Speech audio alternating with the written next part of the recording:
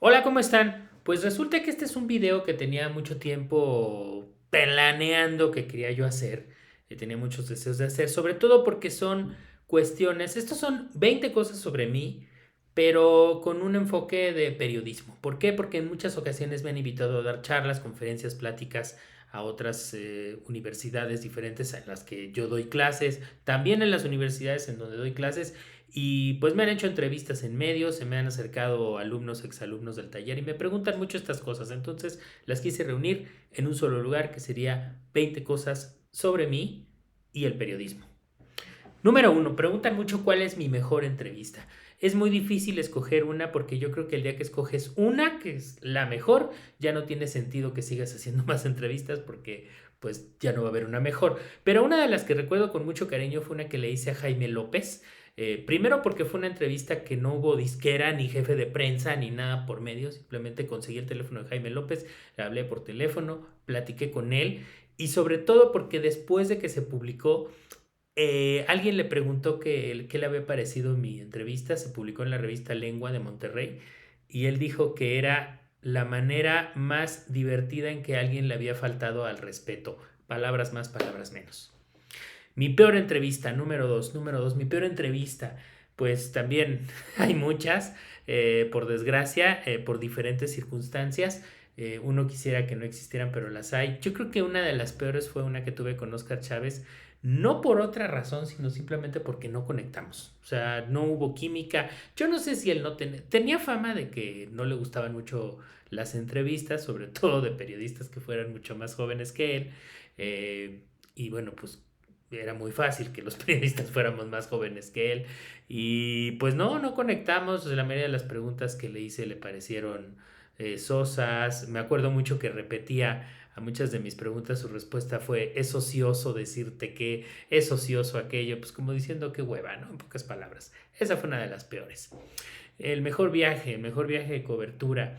El mejor viaje de cobertura yo creo que fue uno que hice a Londres, porque en realidad no se trataba de una cobertura. Fue un viaje que hice después de ahorrar mucho tiempo. Quise regalarme mi primer viaje a Europa, pero uno es periodista de tiempo completo, no deja de serlo. Entonces resulta que en ese viaje, días antes había entrevistado yo a alguien que era como director de una asociación de hoteles boutique en Europa y platicando con su PR, que también era europeo, resultó que me dice, oye, dentro de unas semanas viene alguien más de la asociación, me gustaría que lo entrevistaras, otro dueño de un hotel boutique. Le digo, no voy a poder porque me voy a Londres de vacaciones. ¿Te vas a Londres de vacaciones? Oye, nosotros tenemos un hotel boutique de la asociación allá.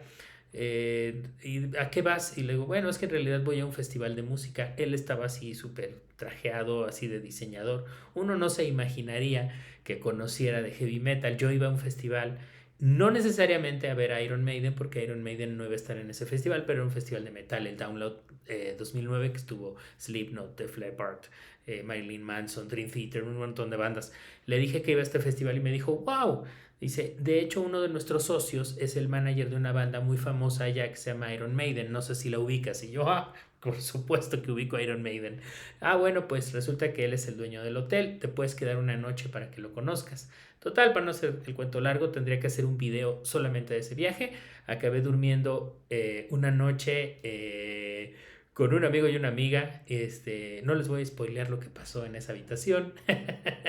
Pero terminamos durmiendo los tres en esa habitación de lujo, en un super hotel boutique del Soho, y terminé conociendo a dos integrantes de Iron Maiden en una fiesta privada. Mi peor viaje, el peor viaje, híjole, ahí sí, ese sí lo recuerdo mucho, fue un viaje que nos invitaron a Puerto Escondido al rodaje del videoclip de un grupero. La verdad es que ya no me acuerdo qué grupero. No era famoso, era un grupero a lo mejor emergente, pero nos llevaron como a 25 medios de comunicación en un camión que se descompuso el aire acondicionado. Hicimos como, no sé, 14 horas. El baño se descompuso del autobús, entonces sin aire acondicionado, con el baño rebalsado, aquello era un hervidero, un asco total. Pero recuerdo que dentro de todo estuvo muy divertido porque, y además me hospedaron, no a todos los periodistas nos trataron igual, y debo decir que a mí me metieron en un hotel, guau, fue un hotel asquerosamente piojoso, así horrible, mientras otros compañeros estaban en hoteles pues muy bonitos, a pie de playa. Yo estaba en un hotel del centro horrible. Ese yo creo que ha sido uno de los peores viajes, aunque sí recuerdo particularmente una fiesta en la playa que estuvo muy divertida, platicando con otros colegas, echándonos unas cervezas. Un premio periodístico que me haya ganado. Nos llevamos una mención honorífica en el premio Gilberto Rincón Gallardo, Rostros de la Discriminación, con un artículo en Playboy que se llamaba La dignidad viste de negro, que tenía que ver con las culturas periféricas, con el dark, el heavy metal, el punk, etcétera. Y bueno, ahí nos ganamos una mención honorífica, un premio como tal, nunca me he ganado, pero no pierdo la esperanza. Una nota vergonzosa, cuando empezaba hace muchos años en el estoy hablando antes de internet, una vez escribí una nota en la que era una entrevista con Valery Jodorowsky, que fue la pareja sentimental de Alejandro Jodorowsky, y en uno de los párrafos escribí del fallecido director de cine.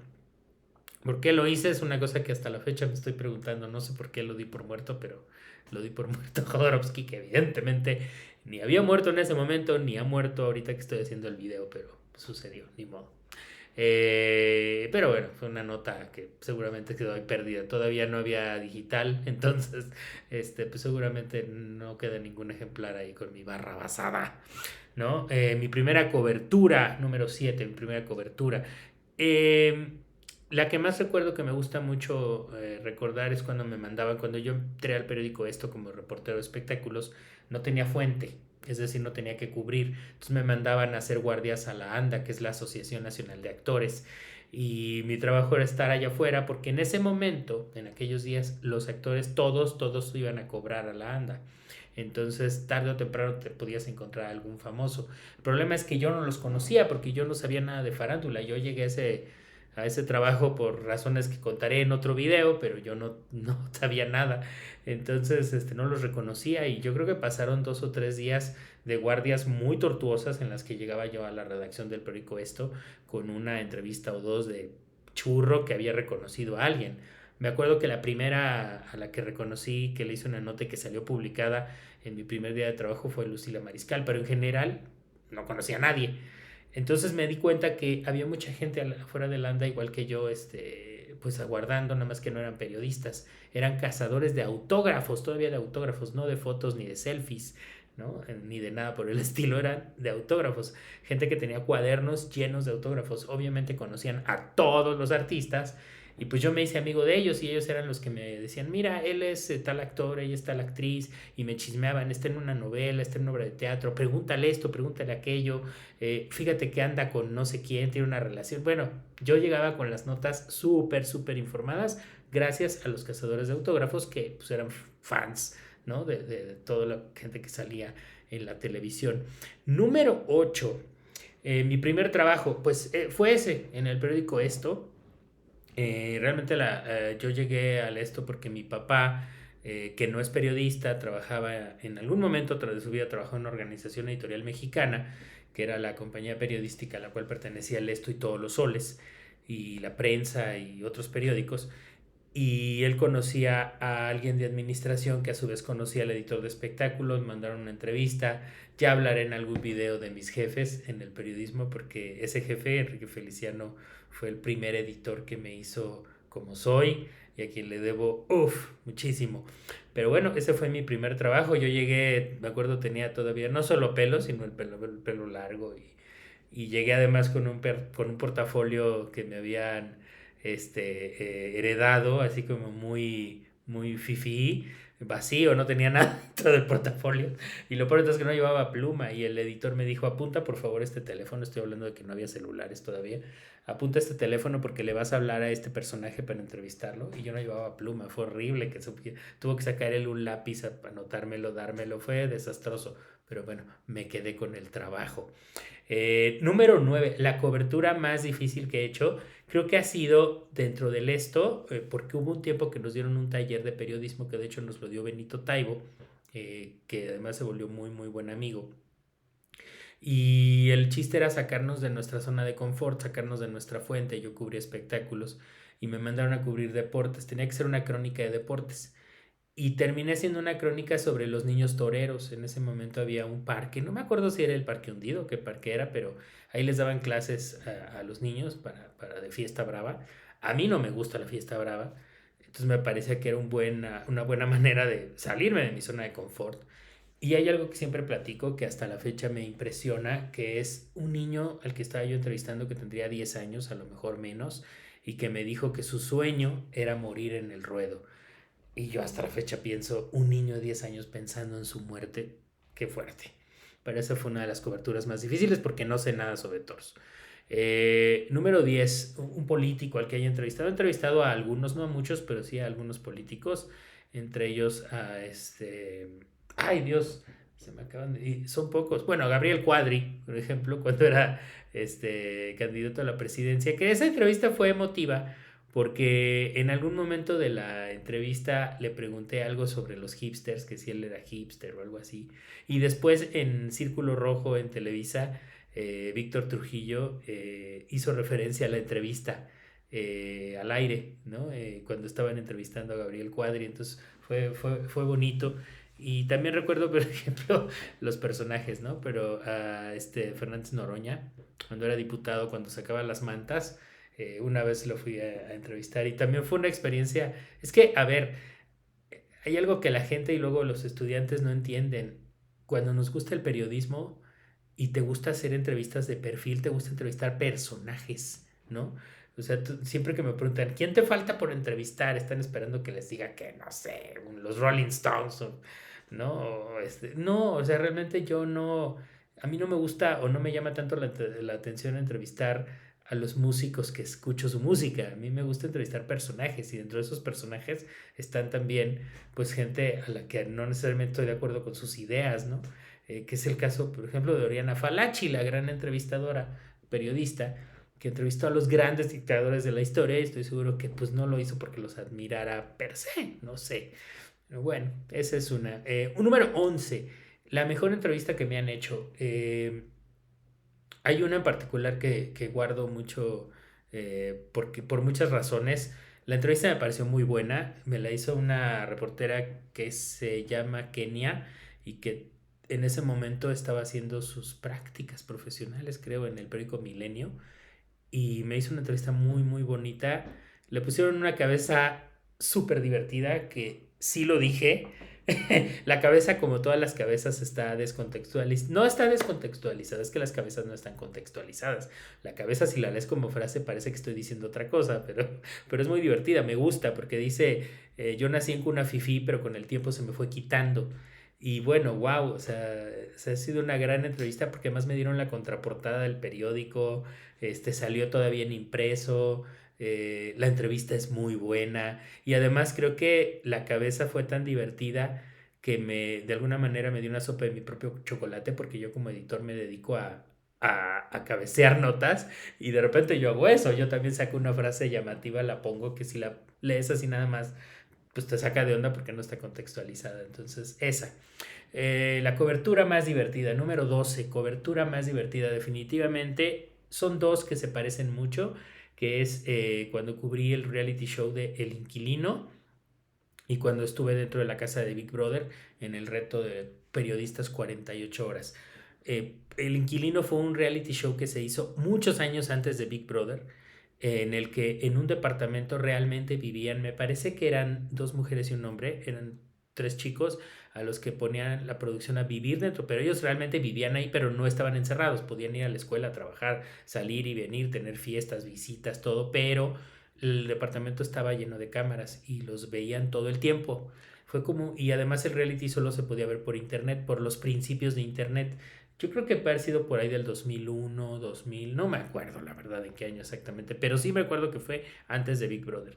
No muchos años, ahí sí estoy exagerando, pero por lo menos un año antes de Big Brother sí fue de Big Brother México, a lo mejor ya existía Big Brother en otros países. Y luego Big Brother, cuando llega a México, hicieron un par de Big Brothers de periodistas. Yo estuve en el segundo y quedé en segundo lugar. Estuve a punto de ganar. Al final quedamos Araceli Calva, que en ese entonces era de Milenio, y yo, y ella ganó y se ganó una laptop, me acuerdo. Pero estuvo muy divertido y tengo mis fotos adentro de la casa de Big Brother. Número 13. la entrevista más rara. La entrevista más rara. Pues me ha tocado de todo. Me ha tocado entrevistar gente. ¿Cómo se llama? Bueno, hay dos. Ahora que lo pienso, hay dos entrevistas raras. Una puede ser. No, esta lo voy a dejar para el siguiente. Mejor si cuento esta otra. Cuando estaba en el esto, todavía existían los circos en donde había animales, ¿no? Después, pues ya los quitaron, lo cual me parece que estuvo muy bien. Pero cuando todavía había animales, fui a entrevistar una vez además era una cosa de comercial, me parece que del periódico, o sea, vaya, el circo había pagado por un publi y yo fui a hacer ese publi reportaje, que eso pasa mucho en los medios. Entonces fui a entrevistar creo que a la persona que bañaba a los elefantes. Y la cosa es que el elefante se acostó en el suelo y nosotros estábamos recargados en el elefante, así como si fuera una pared. Y así hicimos la plática. Y era desconcertante porque pues éramos unas pulguitas. O sea, yo creo que el elefante no sentía, pero ni siquiera nuestro peso. O sea, si él se hubiera enderezado en ese momento, nos manda a volar hasta, ¿no? O sea, pero pues el domador, bueno, el bañador, ¿no? El bañador de los elefantes, pues ya los conocía y se sentía muy seguro estando recargado. Y me decía, recárgate. Y yo no quería. Tengo una foto por ahí, la voy a buscar, en donde estamos los dos recargados.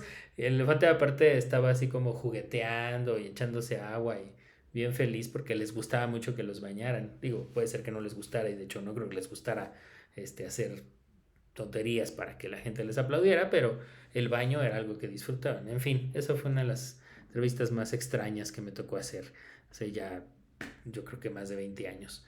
Gajes del oficio, un gaje de mi oficio. Cuando entré a Playboy, cuando fui a mi primera sesión de fotos, es algo que me preguntan mucho. Cuando fui a la primera sesión de fotos, sí fue desconcertante no ver a una modelo desnuda delante de la cámara. Eso de alguna manera ya me lo esperaba. Lo que fue desconcertante fue entrevistarla estando ella desnuda y yo vestido, porque así sucedió.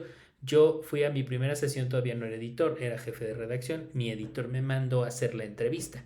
Entonces llego a la sesión de fotos, está la modelo, me acuerdo, acostada en el suelo, el set era como una cocina, ella tenía una botella de leche y se estaba dejando caer como una gota así en el cuerpo. Entonces ya cortan para hacer el cambio de set y le digo, oye, es que vengo a entrevistarte. Ella era extranjera, entonces era en inglés. Y me dice, sí, yo juraba que o se iba a poner una batita o iba a ir y regresar, no sé. Pero no, vino y me va, pues siéntate. Y se sentó en una banca que había por ahí y me dijo, siéntate. Y entonces yo me senté y era muy difícil, no porque yo tuviera muchas ganas de verle los senos, sino simplemente porque pues tienes una persona desnuda junto a ti y te desconcierta porque todo el mundo alrededor está vestido. Pero ella estaba pues muy quitada de la pena, muy tranquila, platicando. Entonces creo que fue una entrevista divertida. Ahora, número 15. Si alguna vez he puesto mi vida en riesgo, pues no, o sea, no creo. O sea, yo le tengo miedo a las alturas y he tenido que hacer crónicas de aviones ultraligeros, he tenido que volar en avión ultraligero. Una vez nadé con tiburones ballena en Cancún, también para hacer una nota, pero pues hasta cierto punto son actividades que digo, yo no, porque no estoy tan clavado en ser adicto a la adrenalina. Pero hay mucha gente que lo hace por diversión. Yo fui para a escribir y no la pasé mal. No he vuelto a volar un avión ultraligero ni he vuelto a nadar con tiburones, pero pues se podría decir que esas dos han sido coberturas extremas, aunque no necesariamente he puesto mi vida en riesgo. Ok, número 16. Una frase relacionada con el periodismo, una frase, la que siempre repito, la dijeron una vez en una comida, no recuerdo quién la dijo, alguien la pronunció en medio de una comida de periodistas y yo la he hecho mía y es que ser periodista es la manera más divertida de ser pobre y estoy completa y totalmente de acuerdo porque no es porque vayas a eventos, no es porque puedas comer, beber, probar, hacer y deshacer, es porque efectivamente estás en todos esos contextos, tienes una situación, un lugar de privilegiado, conoces a personas, hablas con personas, vives experiencias que el común de las personas no, pero no dejas de ser eso, alguien que trabaja de eso y al que le pagan por eso. ¿no? También puede sonar muy pretencioso, pero en el fondo no lo es, porque el día que se acaba, y he visto a muchos compañeros que tristemente se les acaba, o sea, un día se quedan sin chamba, sin el respaldo de un medio importante, y sí extrañan esa vida, ¿no? Porque se acostumbraron, ¿no? Porque pensaron que era propia. Y no, yo tenía un profesor en la universidad, Rigoberto López Quesada, que nos repetía mucho, los periodistas vivimos una vida prestada, ¿no? Y un día te la piden de vuelta y hay a quien se le cae el mundo. Lo que es real es lo que llegas a cenar a tu casa, el sándwich, la quesadilla que te comes, eso es real. Acariciar a tu perro es real. Tronarte los dedos para pagar la renta, eso es real. Si un día tienes la suerte, como yo dije en unos números atrás, de dormir en un hotel de lujo en Soho, gracias a que trabajas donde trabajas, pues es un mero accidente y un golpe de suerte. Ok, número 17. Un consejo. Me preguntan mucho, ¿qué consejo le darías a alguien que quiere dedicarse a el periodismo? Y uno de ellos es muy importante. De hecho, yo creo que ahí se resume todo lo que pueda aconsejarle a una persona en general en la vida, pero a un estudiante de periodismo más o a un colega es no pierdas la capacidad de asombro. Perder la capacidad de asombro es algo que es imperdonable para los que nos dedicamos a esto, imperdonable. O sea, tú te tienes que asombrar todos los días por las pequeñas cosas. Y asombrarte también es indignarte por las injusticias, es indignarte porque México es un país muy peligroso para ejercer el periodismo, pero al mismo tiempo es asombrarte porque un día, no sé, tuviste la oportunidad de comer chocolate con oro espolvoreado o tuviste la oportunidad de conocer a, no sé, al embajador de Finlandia. ¿Vale? El día que pierdes la capacidad de asombro, pierdes la capacidad de comunicar ese asombro a través de lo que escribes, de lo que dices, o de lo que grabas, o de lo que comunicas sencillamente. Número 18, la entrevista perdida, la entrevista que se fue. Sí, tristemente también me ha pasado que se me han borrado grabaciones, que no graba y no te das cuenta hasta mucho tiempo después, o que sencillamente no sabes dónde quedó.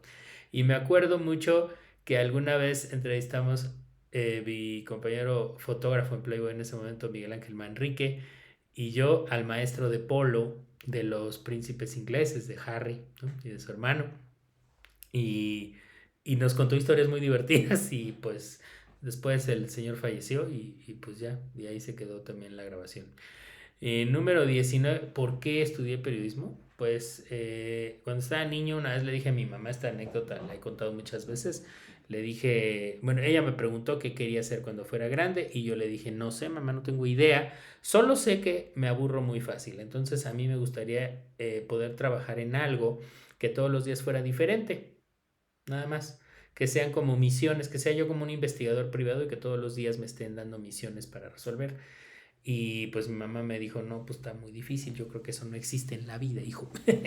Pero muchos años después, cuando ya era yo periodista y así trabajaba, porque mi primer trabajo como reportero, pues era cumplir asignaciones, o sea, yo hablaba todos los días porque no había celular, insisto, no había internet.